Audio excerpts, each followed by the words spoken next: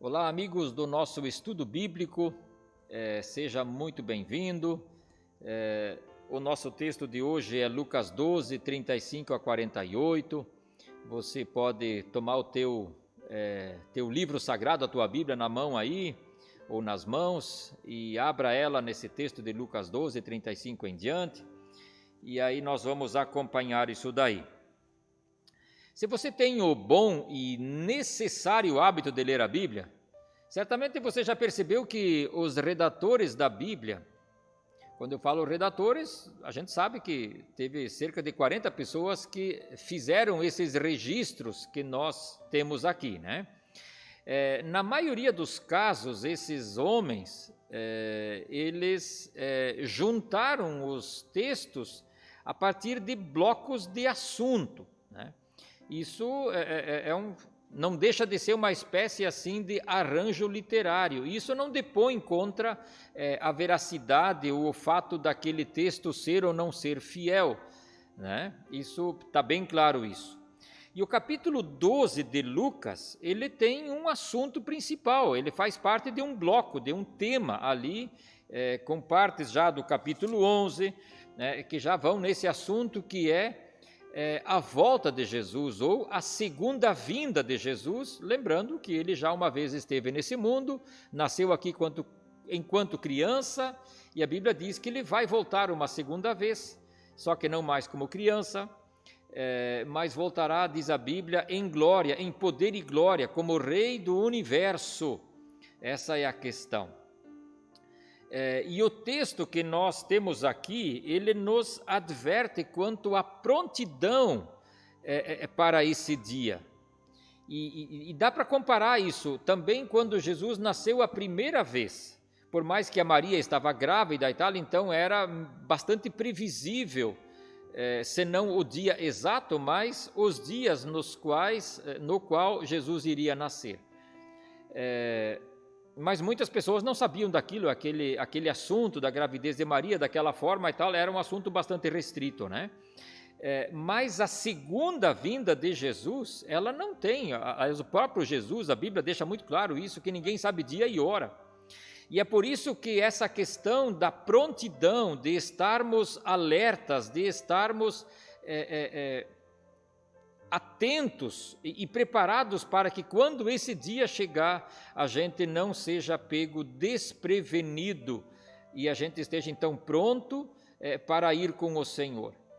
E tem um texto que está lá em Mateus 25, que é a parábola das 10 virgens.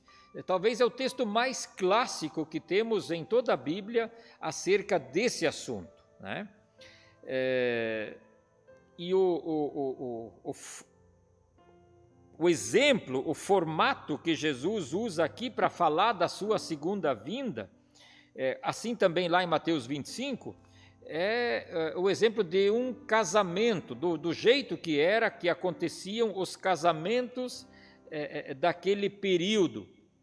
E ali fala-se então de um homem que foi participar de um casamento, e na sua casa ficaram os seus servos, a gente diria hoje os seus empregados, e eles tinham a tarefa de estar de prontidão esperando o seu senhor, aquele homem que foi no casamento, ele é chamado de senhor, né? Esperando ele voltar daquela festa de casamento. Então aqueles servos deveriam fazer as honras da casa, recebendo o seu senhor, cuidando de alguma necessidade que ele tinha, e independentemente do horário que ele iria chegar, podia ser tarde da noite ou mais cedo, mas aqueles servos precisavam estar constantemente, 24 horas por dia, por assim dizer, na expectativa de que a qualquer momento o nosso Senhor, que foi numa festa de casamento, vai voltar dessa festa e nós devemos recebê-lo na sua casa. O verso 40, ele diz assim, estejam também vós preparados, porque o Filho do Homem, ou seja, assim como aquele homem que foi numa festa e não tinha horário definido para voltar, diz Jesus, estejam também vocês preparados, porque o Filho do Homem, ou seja, o próprio Jesus, ele virá numa hora em que não o esperam. E isso me dá um certo temor, e eu digo por quê? Porque olha o que Jesus mesmo diz, o que ele diz, ele não está blefando, ele não está fazendo medo para a gente. Ele diz que as pessoas não estarão esperando ele chegar. E aqui eu penso que nós que estamos habituados a frequentar ou participar da vida e de atividades da igreja ou de igrejas, nós devemos pegar muito para nós essa palavra. Jesus está falando aqui para pessoas que têm conhecimento, que têm noção, que têm ciência da volta dele. E ele diz, olha, muitas pessoas vão estar dormindo de touca. Num outro texto, no texto de Mateus, Jesus faz outros comparativos. Lá naquele caso ele compara com os dias onde Noé construiu a arca, que as pessoas, mesmo vendo a arca sendo construída, não se importaram e acharam que tudo aquilo era uma espécie de brincadeira de mau gosto. Eu quero destacar alguns elementos aqui sobre essa situação até o verso 40. Primeiro, a questão de que nós devemos estar prontos para aquele grande dia, da mesma forma como os serviçais daquele homem que foi para a festa de casamento deviam estar esperando o seu senhor, o seu patrão, por assim dizer, voltar. A segunda questão, nós podemos alegrar o nosso Senhor com essa prontidão. O verso 37 diz que felizes os servos cujo Senhor os encontrar vigiando quando voltar. Lhes afirmo que ele, o Senhor, então, se vestirá para servir, fará que se reclinem à mesa e virá servi-los. Ou seja, o que Jesus está dizendo é que o próprio Senhor, aquele homem, o dono da casa, vai se alegrar tanto com as pessoas que estão prontas esperando ele. Em 3 João, no versículo 4,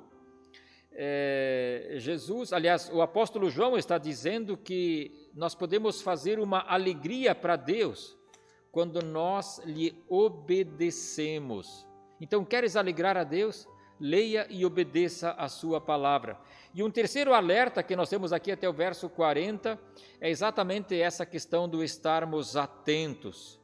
E Jesus, ele até usa um outro exemplo ainda, ele diz, assim como o ladrão não avisa, assim também o Filho do Homem, assim a volta de Jesus será sem um ultimato, um aviso prévio dizendo tipo, dia tal, hora tal eu vou chegar aí. A partir do verso 40 nós temos uma outra ênfase no texto, ou seja, a questão da fidelidade, ou seja, fidelidade para com esse fato da expectativa da espera por Jesus. E aqui eu quero destacar duas questões, duas ênfases. A primeira delas é a perseverança. O verso 43 nos diz, feliz o servo a quem o seu Senhor encontrar fazendo assim quando voltar. Fazendo assim como?